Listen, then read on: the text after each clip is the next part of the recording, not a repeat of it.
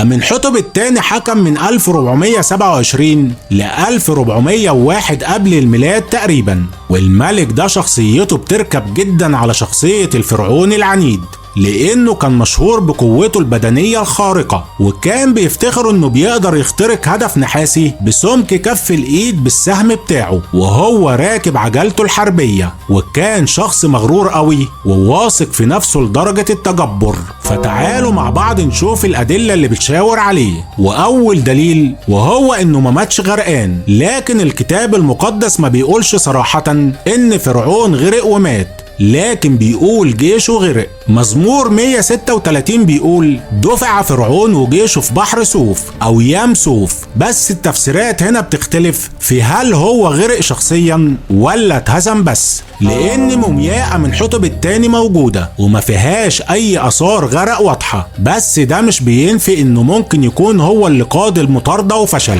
وتاني دليل وهو كارثة الابن البكر، والضربة العشرة والأخيرة كانت موت الأبكار، يعني ابن فرعون البكر لازم يكون مات. والمفاجأة هنا إن أمنحتب التاني مش هو الابن البكر لابوه تحتمس الثالث، لأن كان في أخ أكبر منه اسمه أمنمحات ومات قبله، وده ممكن يفسر ليه هو عاش، لأنه نجا من ضربة الأبقار في جيل أبوه. والأهم من كده إن اللي ورث الحكم بعد أمنحتب التاني ما كانش ابنه البكر، لأن ابنه البكر الأمير أمنحتب اختفى من السجلات، واللي حكم بعده هو ابنه الأصغر تحتمس الرابع. وتحتمس الرابع ده ساب لنا لوحة مشهورة جدا وموجودة حاليا بين مخالب أبو الهول، واسمها لوحة الحلم، وبيقول فيها ان ابو الهول جاله في الحلم ووعده بالملك لو شال الرمل من عليه. والسؤال هنا لو هو فعلا كان ولي العهد الطبيعي والابن البكر، فهل كان هيحتاج وعد الهي عشان يبرر حكمه؟ ده دليل غير مباشر ان اخوه الكبير ولي العهد مات فجأة بطريقة غامضة، وتحتمس الرابع احتاج شرعية الهية علشان يمسك الحكم.